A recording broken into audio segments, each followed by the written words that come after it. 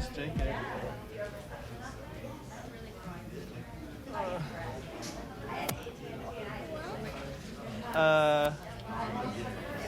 So there's Jake. I don't know. How do you want to start this? Or you want to start it? Do you want to steer the slides? Do you want me to steer them? How do you I don't know. I mean, you can sit and just talk. How do you want to roll it? All right. I don't care. I'll you can introduce. introduce. I'll move through the slides for you. Okay. I don't mind. I can do it. It's you sure? fine. Yeah, okay, yeah. Great. Because I'm visually motivated.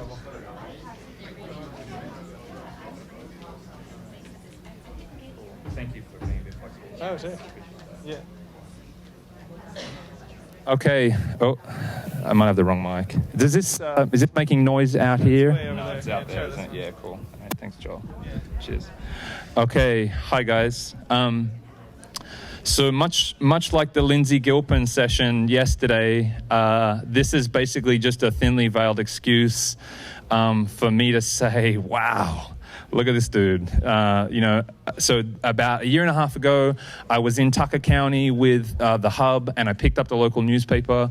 And inside the local newspaper was an annual report for a nonprofit, a community foundation. Now, as a guy who makes nonprofit community foundation reports, I can promise you they are usually the most boring pieces of content going around. And they often end up in the trash bin within like 5 minutes of you putting them on your board members' desks. And so the one that I saw from the Tucker Community Foundation blew my head wide open. I sat and read it like it was a National Geographic. I read it from cover to cover. The stories were beautiful. The photos were beautiful.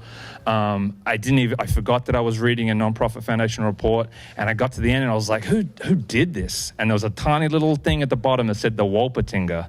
And I'm like, okay, I'm curious, man. So I just started Google searching this dude, and I found this guy.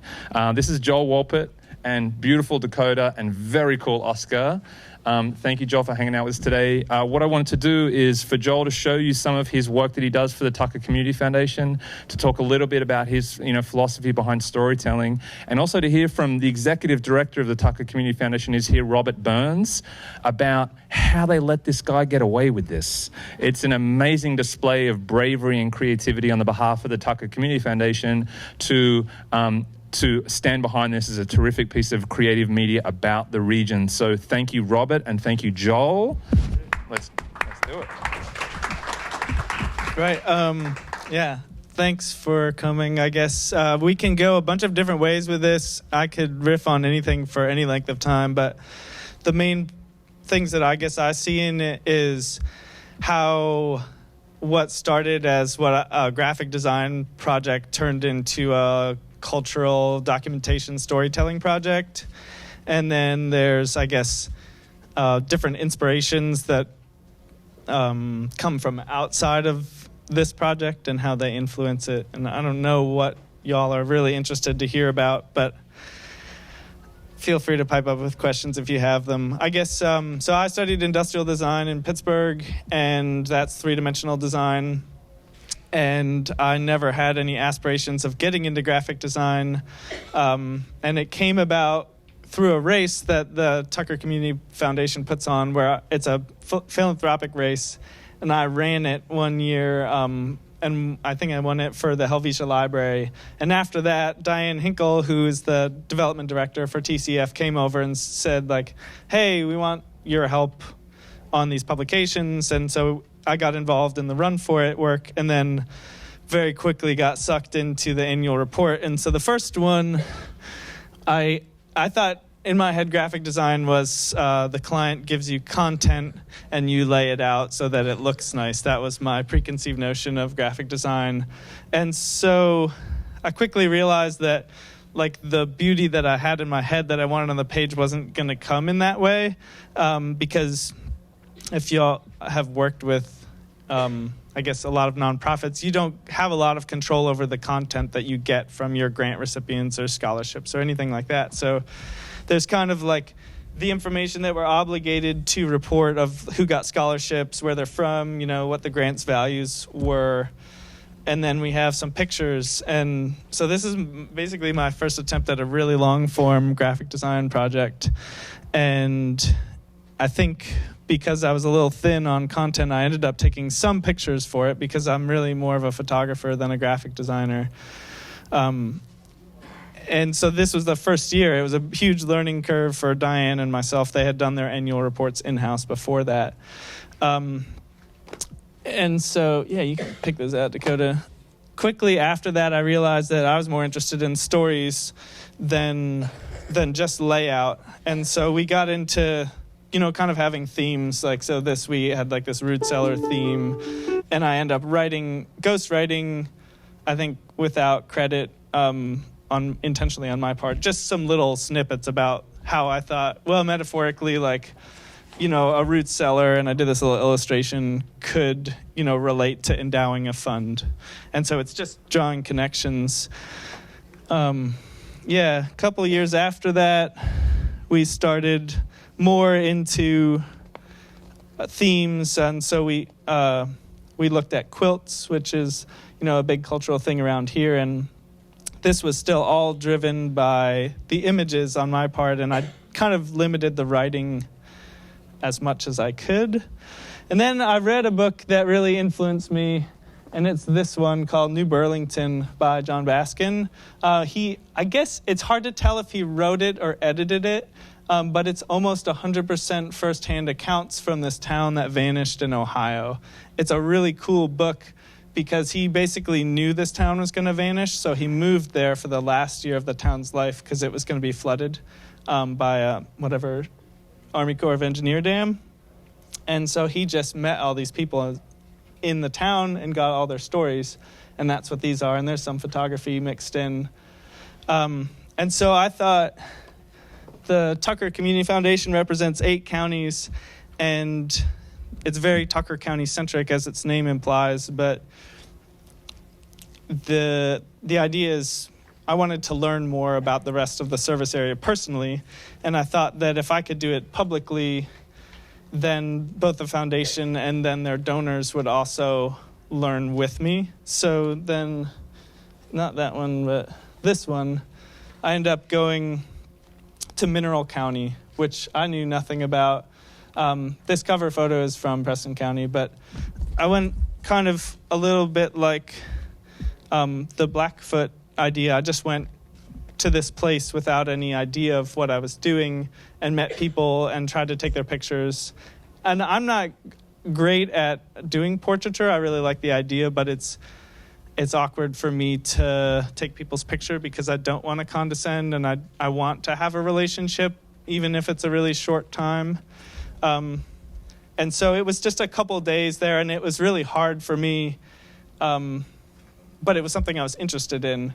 And so we kind of paired those with firsthand accounts, not so much from Mineral County because I wasn't comfortable enough with just like introducing myself and getting people's stories. But that's evolved to last year, and then this year. Last year I went to Pocahontas County and did a lot of stories about that. And this was the first year where the writing really came more as like a creative writing project, where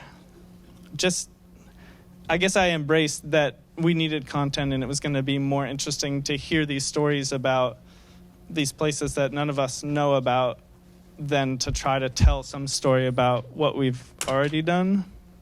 And then fast forward to this year. So this year we went to Grant County, and it was just pushing more and more in that way of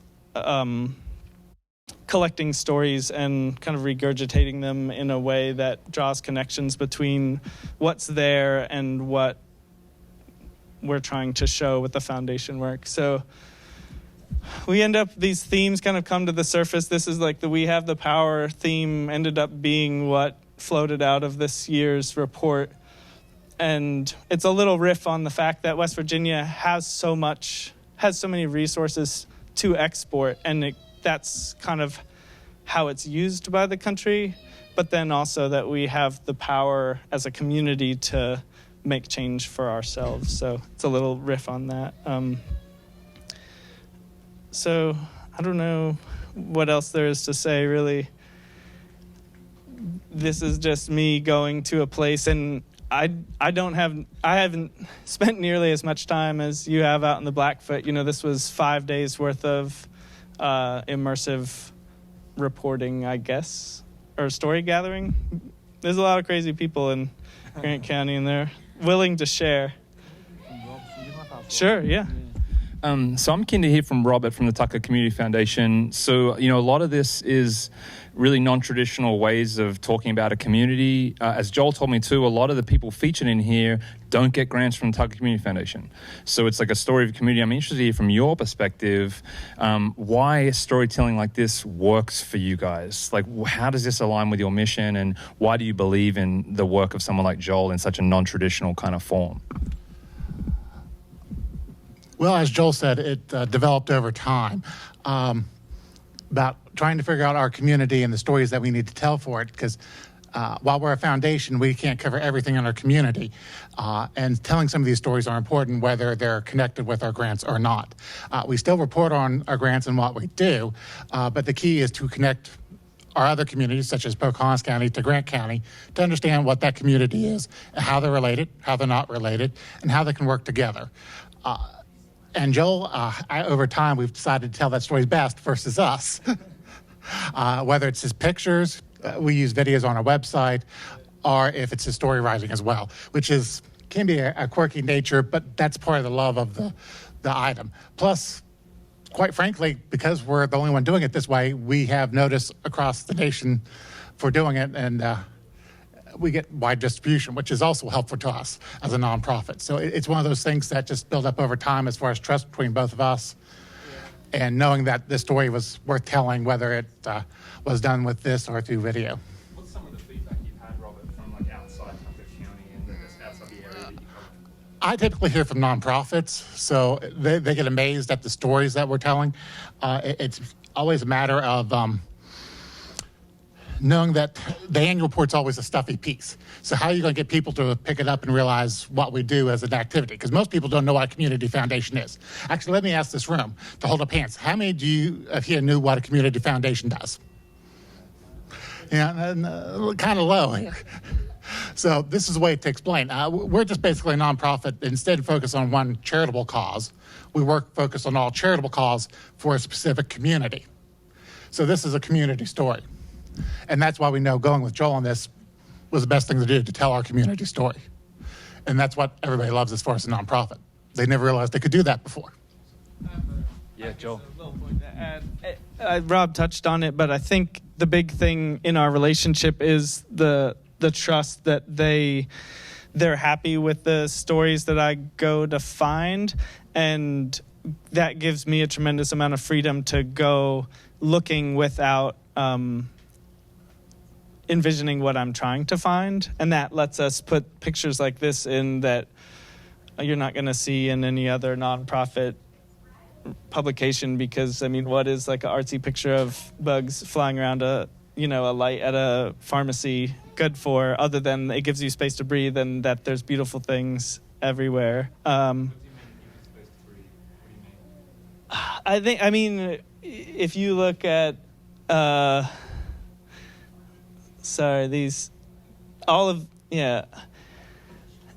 if you look at these pages, you don't get to breathe. You can find the information that you want, and I think what my maturation in this process is realizing, like, we have to report these numbers, and they're important, and they're awesome. Like, if you actually figure out what all that means that you're looking at, it's really, really powerful. How much money this nonprofit has distributed in this community is huge, and it's rare. That said, that's a lot of numbers, and you can't. I've looked at design stuff. Like I said, I'm not really a graphic designer. I've looked at ways to envision information, with your Edward Tufte stuff. But I've kind of come to terms with the fact that we just need to get it there. It needs to be there. But then we can give you times where you can step back and look at something just because it's beautiful. And you can take a breath and realize that they're both parts of the same thing. I was really happy that this made it as a spread. I was so proud of this picture because I wanted it to look like water, and it does, but it's not. Oh, that's me spinning in the woods with a camera.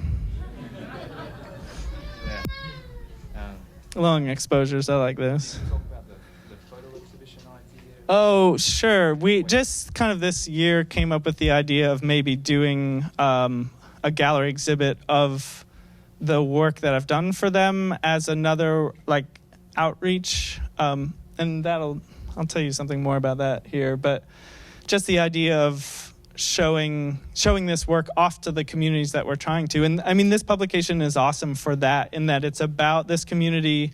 It gets distributed in this community, both in this like fancy fine art print book, if you're on the mailing list, but also in the newspapers, which gets, what is it, like 30,000 copies? 40,000 copies distributed. So it's, I think they were talking about it last night in the food talk, but just controlling your own story. This is like 100% control. You know, there's no newspaper editor who gets to filter any of this. And as long, like, I mean, even this stuff, this is me, like, I met this kid because I was in a place that said no loitering at night, and he was there too. And we were both loitering. And I was like, well, he's got a skateboard. He's not supposed to be here. And I'm trying to climb up the roof of this pavilion to get a picture, so I'm not supposed to be here. So, cool, we have a common ground. And then this story, Inside Outsider, is just something that I've been thinking about a lot. And none of this is real. This is me talking to me. But there's some germ of interpreted experiences that are in that. And so one of the most powerful things, I think, for the foundation of this work is it's an annual report, which is, it's rear-facing. You're looking back over things that you've done. And that's why they're so boring, because nobody really wants to be, you look at yourself and you pat yourself on the back and then you show it to other people. That's kind of what's expected out of an annual report. And the stuff that they do is amazing, but by looking out and forward, the document has turned into much more of like a development and outreach document than this is what we already did last year, And so all of this stuff is kind of, this is our potential, and you can get involved if you want. And you get to go to awesome spots like this, with people doing weird things. So, yeah. Does anybody have any questions? So if you, Wendy. So I was interested if the gentleman from the Community Foundation might talk a little bit about just trust and risk in terms of you as an organization. There was a decision-making process that you had, which was, hi, we're going to hire now it's proved itself out, but if you could talk about the beginning on the decision point where it may have been that you were actually taking a risk, just for the benefit of your process, that you can understand that. Well, as a community foundation, we do things a little different than your average community foundation. For example, our Run For It program's rather unique, first one in the state. So our board got used to that, taking that risk, that forward step. And the reason is we were lucky enough to get a large endowment that we had limited staff, so we had extra money to do extra projects. So they were trained to accept a certain amount of risk and work with us. The additional thing is, he mentioned Diane Hinkle, who's actually hired me to join the board back 11 years ago. Then she retired from the board, and I hired her to come work for me. So since she was president of the board, they had high trust in her and high trust in me. So there was high trust already between us and the board, which allowed us to take the risks to work with Joel and come out with this great product. We're also doing things like putting in a boulder park, doing the Run For It. We have a food and farm store that we actually own and operate, so we're doing a diverse, wide things that aren't typical for a community foundation. One more question, and then we'll keep moving. For Joel, how do you find the stories? I mean, you said a little bit, some of it's just finding beautiful things, some of it's happening upon people in a parking lot. Right. What is your primary methods for finding the stories that you cover, or that Yeah. that you take portraits of, that sort of thing? Yeah, the question is, how do I find the stories? So I guess I have a process that is flexible, but I usually, almost all of these shots, minus this one and the spinning one, were shot on film. So I kind of introduce some limitations. I often shoot on an old Hasselblad camera. This was shot a lot on like 35 millimeter film.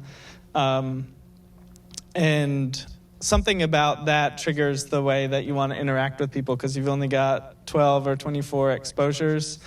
And so the photographer's mind is looking for that part, and then in the background you're capturing snippets from people you meet. And so this year I have this weird camper top that maybe you guys see out in the parking lot. It's wooden and it gets a lot of attention. So I roll up in that with my dog, and who also is noisy and gets a lot of attention. And I don't know, I guess I just walked around. In this case, it was Petersburg a lot. A little bit of driving. A few were preconceived. I wanted a picture of Mount Storm, just because it is one of the things that is there. But a lot of it, I met people at restaurants. I went to the barber shop. A couple, I had a few contacts who said, you should go talk to this person. And often what you get, yeah, this is Dogma. She's not often that relaxed. But yeah, so you get some contacts, and every year is completely different. And it's always a really scary, intimidating thing, because you go in wanting it to be like what you're familiar with, but it isn't. I guess one last little thing is all the writing. I don't consider myself a writer, probably less than I consider myself a graphic designer, but I write all of these stories in the graphic design program, which I don't think is really common, but I'm very visual. So what I'll do is I'll lay out the pictures that speak to me for some reason, and then as in this, like, I just start riffing on, this picture is awesome because this dude's changing light bulbs out of the bucket of a front-end loader.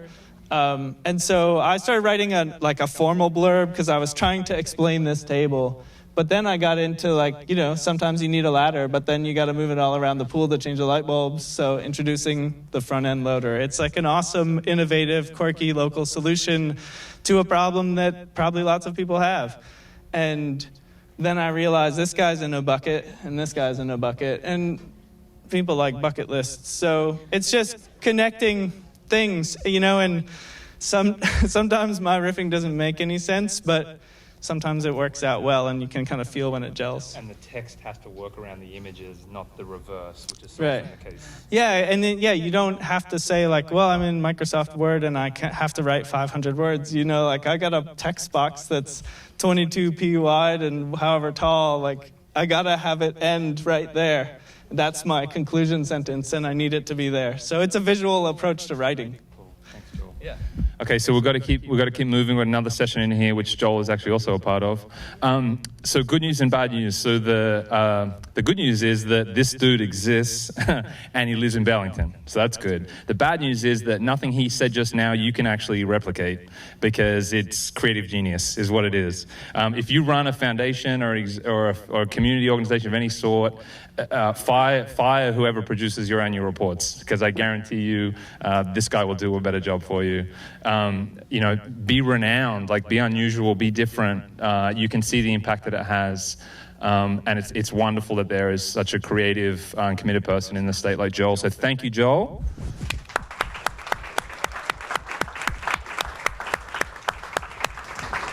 And then we're going to move back in here for a session on adventure media, Highland Outdoors, and also some great people taking amazing photos and films of our rocks and rivers and wild spaces.